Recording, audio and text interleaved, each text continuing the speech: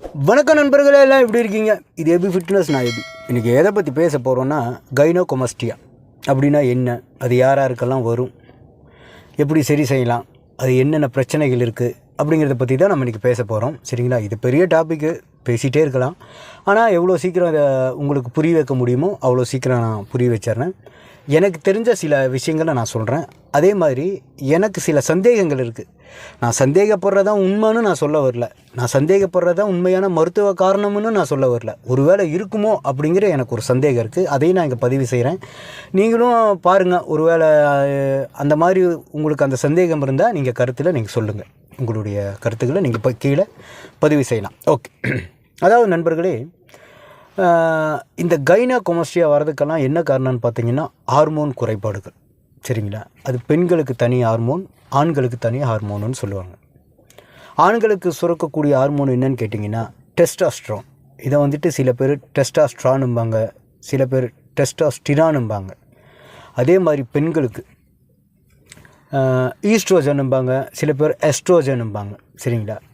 ஒரு பெண்ணுக்கு வந்துட்டு முக்கியமான ஒரு ஹார்மோனுங்க. பருவமடைதல், மாதவிலக்கு மற்றும் அவங்க எல்லாத்துக்குமே அந்த ஒரு முக்கியமான ஹார்மோன் தான் பெண்களுக்கு. அதே மாதிரி தான் ஆண்களுக்கு. ஆண்களுடைய எல்லா சரீர வளர்ச்சிக்கு, இல்லற வாழ்க்கைக்கு இது ஒரு முக்கிய பங்கு வகிக்கிறது தான் வந்துட்டு இந்த டெஸ்டாஸ்ட்ரான். இந்த ரெண்டு ஹார்மோனுமே ரெண்டு பேர்த்துக்குமே இருக்கும். நான் ஒரு ஆண்மகனாக இருந்தாலும் எனக்கும் அந்த ஈஸ்ட்ரோஜன் இருக்கும். ஆனால் அதனுடைய அளவு வந்து கம்மியாக இருக்கும். பெண்ணுக்கும் டெஸ்டாஸ்ட்ரான் இருக்கும், அதுவும் கொஞ்சம் கம்மியாக தான் இருக்கும். இப்போ உதாரணத்துக்கு ஒரு மேல் சிங்கரை வந்து ஹை பிச்சில் பாடுறாருன்னு வைங்களே, கடைசியாக அந்த ஹை பிச்சு முடியும் போது ஃபீமேல் வாய்ஸில் பாடுவாங்க.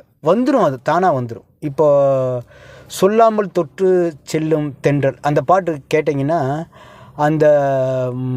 அந்த பாட்டு பாடுவார் ஹரிஹரன். அதில் வந்துட்டு காதல்னு பாடும்போது ஃபீமேல் வாய்ஸில் பாடுவார். இது அவரை அறியாமையே வரும். ஏன் அப்படின்னா, உதாரணத்துக்காக சொல்கிறேன், அந்த ஈஸ்ட்ரோஜன் அவருக்கு இருக்கும், கம்மியாக இருக்கும்.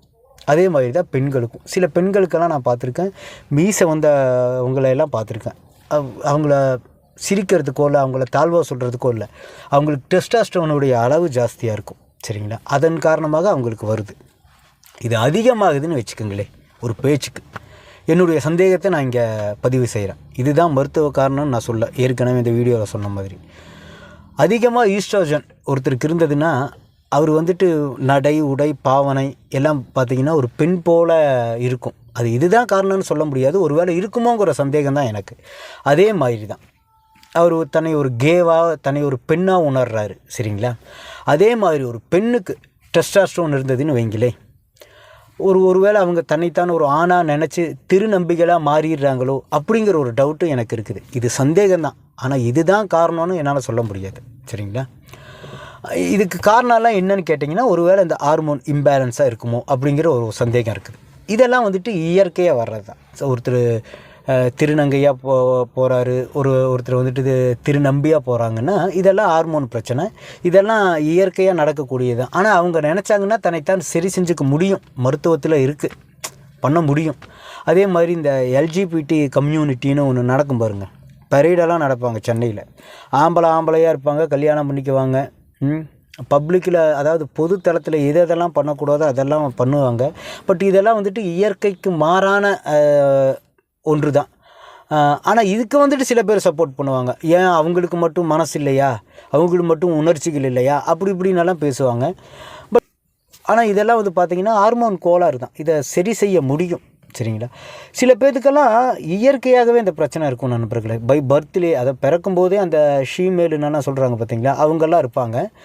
எனக்கு தெரிஞ்ச எத்தனை பசங்க டெல்லியில், தமிழ்கார பசங்களே 2 பேர், தமிழ் பசங்க 2 பேருங்க பொண்ணாக மாறிட்டாங்க. பசங்க தான், பிறப்பில் அவனுக்கு வந்துட்டு ஆண் தான், பையன்தான் அவன், ஆனால் பெண்ணாக மாறிட்டாங்க. ஹார்மோன் குறைபாடு தான். அவன் பையனாகவே இருந்திருக்கலாம், ஆனால் பெண்ணாக மாறிட்டான். சரிங்களா? 2 பேர் அப்படி மாறி இருக்கிறாங்க. ஓகேவா? அவங்க இந்த கேன்னு சொல்லக்கூடியவங்க தான். பட் இது நான் சொல்கிறதெல்லாம் வந்து இதுதான் காரணம்னு சொல்லலை. ஒருவேளை இருக்குமோங்கிற ஒரு சந்தேகத்தை நாங்கள் திரும்ப பதிவு செய்கிறேன் நண்பர்களே. சரிங்களா? அதை விட்டுருவோம். ஓகேவா? இதெல்லாம் இயற்கையாக நடக்கக்கூடியது. அப்புறம் பார்த்திங்கன்னா இந்த கைனோகொமஸ்டியாங்கிறது வந்து பார்த்திங்கன்னா ஈஸ்ட்ரோஜன் அதிகமாக சுரந்ததுன்னா அவங்களுடைய மார்புகளெல்லாம் ஆணுடைய மார்பெல்லாம் பார்த்திங்கன்னா ஒரு பெண் மார்பு போல் காட்சி அளிக்கும். அது வந்து ஃபேட் கிடையாது, உண்மையாலுமே அது பெண் மார்பில் இருக்கிற டிசுக்கள் தான். ஏன்னா அந்த ஈஸ்ட்ரோஜன் அது ஹார்மோன் சுரக்கிறதுனால அது பெண் மார்பு போல் காட்சி அளிக்குது. அதனுடைய தன்மைகளெல்லாம் அப்படி தான் இருக்கும். சரிங்களா? அதையும் மருத்துவம் மூலம் நம்ம சரி செய்யலாம். ஓகேவா? இந்த மாதிரி பிரச்சனைகள்லாம் இந்த ஹார்மோன் இம்பேலன்ஸ் ஆகும்போது நடக்குது. அதனால அந்த மாதிரி பிரச்சனை இருக்கிறவங்கலாம் சட்டை எனக்கு இந்த பிரச்சனை இருந்ததுன்னா நான் ரொம்ப வெட்கப்படுவேன், சட்டை கழட்ட பயப்படுவேன், குளிக்கிறதுக்கு பயப்படுவேன், பப்ளிக்கில் பீச்சில் குளிக்க பயப்படுவேன். அந்த ஒரு தாழ்வு மனப்பான்மை வந்துடும். சரிங்களா? இது அது மட்டும் இல்லாமல் ஏஜ் ஆகும்போது இந்த பிரச்சனை வரும். எல்லாத்துக்குமே ஏஜ் ஆகும்போது தன்னுடைய உடல் தளர்ந்து போகிறதுனால இந்த மாதிரி மாற்றங்கள் வரும். அது ஓகே தான். அது ஒரு 45 வயசு 55 வயசுங்கும்போது இது சாதாரண விஷயந்தான். ஆனால் கைனோகோமஸ்டியாங்கிறது வந்துட்டு பார்த்திங்கன்னா ஒரு மார்பு சின்னதாக இருக்கும், ஒரு மார்பு ஆண்களுக்கே பெருசாக இருக்கும். இந்த மாதிரியெல்லாம் இருக்கிறவங்க டாக்டரை போய் பாருங்கள், கன்சல்ட் பண்ணுங்கள், சிகிச்சை பெற்றுக்குங்க.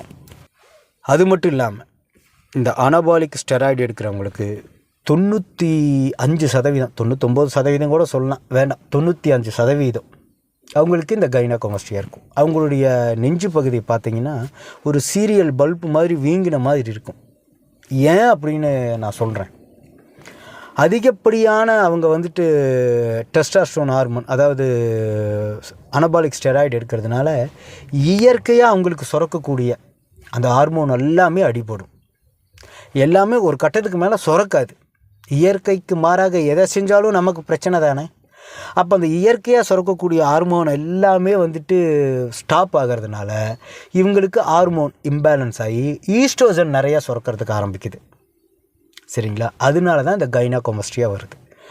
ஒரு ஆணுக்கு இந்த பிரச்சனைனா பெண்ணுக்கும் பிரச்சனை இருக்குது. ஒரு அழகான பெண்ணுங்க, பார்க்க அழகாக இருக்காங்க, அவங்க பாடி பில்டிங்குள்ளே போகிறாங்க, தொடர்ந்து அனபாலிக் ஸ்டெராய்டு எடுத்தாங்கன்னா அவங்க பார்க்குறதுக்கு ஆம்பளைனும் சொல்ல முடியாது, பொம்பளைனும் சொல்ல முடியாது, ஒரு திருநங்கை தோற்றத்துக்கு வந்துடுவாங்க. காரணம் இந்த ஹார்மோன் இம்பேலன்ஸ்.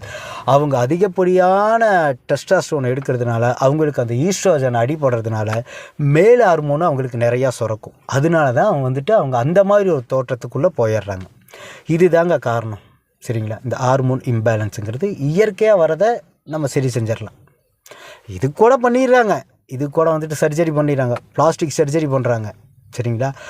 அப்போது பாடி பில்டர் படுற அவஸ்தை, ஏற்கனவே ஒரு வீடியோ போட்டிருக்கேன், பாடி பில்டராக ஆசையாக உங்களுக்கு, இந்த வீடியோ உங்களுக்கு தான் போட்டிருக்கேன். அதில் பாடி பில்டர் பட்ட கஷ்டம் எல்லாத்தையுமே சொல்லியிருக்கேன். ஆனால் இப்போ அதுக்குள்ளே தொடர்ந்து போகும்போது தான் இன்னும் அவங்களுக்கு ஏகப்பட்ட பிரச்சனைகள் இருக்குங்கிறது தெரிய வருது. அதை பற்றி நம்ம அடுத்த வீடியோ ஒன்று ஆதாரத்தோடு போடுவோம். அப்போது இந்த ஹார்மோன் இம்பேலன்ஸுங்கிறது எவ்வளோ பிரச்சனைங்கிறத நீங்கள் பார்த்துக்குங்க. உதாரணத்துக்கு நம்ம கிரேட் கலி, அவருக்கு மூளையில் ஏதோ பிரச்சனைங்க, ஹார்மோன் கோளாறு தான். அபிரிவிதமான ஒரு வளர்ச்சிங்க, அசுர வளர்ச்சி. டபிள்யூடபிள்யூலாம் இந்த இப்படியும் பார், ஒவ்வொருத்தன் தலையை பிடிச்சி இப்படின்னு குத்துவார், இல்லை பொத்துன்னு கீழே விடுவாங்க. அந்த அளவுக்கு அவருக்கு அந்த பவரு. காரணம் இந்த ஹார்மோன் கோளாறு தான். சரிங்களா? இப்போ ஏகப்பட்ட சீக்கு அவருக்கு உடம்புல. அதே மாதிரி தான் ஒரு பொண்ணு, யாரோ நேபாளோ எங்கெங்களோ, அதுக்கும் இதே பிரச்சனை தான். ஹைட்டு, ரொம்ப ஹைட்டாக வளர்றது. அப்போது இந்த ஹார்மோன் வந்துட்டு நமக்கு சரியாக இல்லாத பட்சத்தில் எவ்வளோ பிரச்சனைகள் வருதுன்னு பாருங்கள்.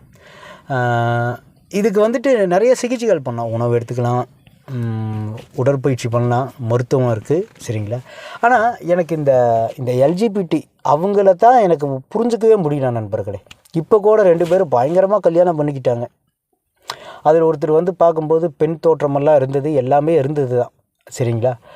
பட்டு அவங்க 2 பேரும் பிரிஞ்சுட்டாங்கன்னா அதுக்கு அவர் சொன்ன காரணத்தை கேட்டால் சரி விடுங்க, அதுக்குள்ளேயே நம்ம போகணும். அந்த மாதிரி காரணம் அந்த ஹார்மோன் குறைபாட்டுனால தான் ஆணாக பிறந்தால் கூட ஒரு ஆணின் மேலே ஈர்ப்பு வருது. சரிங்களா? இதை நம்ம சரி செய்யலாம் அப்படின்னு தான் மருத்துவர்கள் சொல்கிறாங்க. ஆனால் இவங்க கேட்குறதில்ல. அதனால நண்பர்களே, உங்களுக்கு இந்த மாதிரி கைனோகோமஸ்டியா பிரச்சனைகள் எல்லாம் இருக்குது, ஒருவேளை உங்களுடைய நெஞ்சு பகுதியில் மாற்றங்கள் இருக்குது, ஒரு நெஞ்சு பெரிதாகவும் ஒரு நெஞ்சு வந்துட்டு சின்னதாக இருந்ததுன்னா நீங்கள் டாக்டரை போய் பாருங்கள்.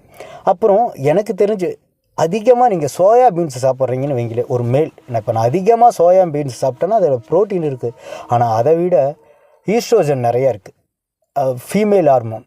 சரிங்களா, அது நிறையா சுரக்கிறதுக்கு உண்டான வாய்ப்புகள் இருக்குது. அப்படி நீங்கள் அதிகமாக சாப்பிட்றதா இருந்தால் அதெல்லாம் நீங்கள் கொஞ்சம் குறைச்சிக்கலாம். அடுத்தது இந்த மாதிரி கைனோகோமாஸ்டியாவுக்கு வந்துட்டு எந்த மாதிரி உணவுகள் எடுத்துக்கலாம், எந்த மாதிரி சிகிச்சைகளை எடுத்துக்கலாம் அப்படிங்கிறத பற்றி நான் அடுத்த வீடியோ போடுறேன். அதுக்கடுத்த வீடியோவும் நான் போடுவேன். பாடி பில்டர் இதனால் என்ன பிரச்சனைக்குள்ளே ஆளாகிறாங்க அப்படிங்கிறத பற்றி நான் வீடியோ போடுறேன் நண்பர்களே. இதில் வந்துட்டு அந்த எல்ஜிபிடி அவங்கள வந்துட்டு நான் தப்பாக பேசினேன் அப்படின்னாலாம் கிடையாது. பட் அதை சிகிச்சை மூலம் அவங்க சரி பண்ணலான்னு சொல்கிறாங்க. பட் இவங்க பண்ணுறதில்ல, என்ன காரணம்னு தெரியல. சரிங்களா?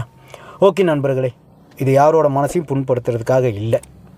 இந்த வீடியோ பிடிச்சா லைக் பண்ணுங்கள், சப்ஸ்கிரைப் பண்ணுங்கள். நன்றி.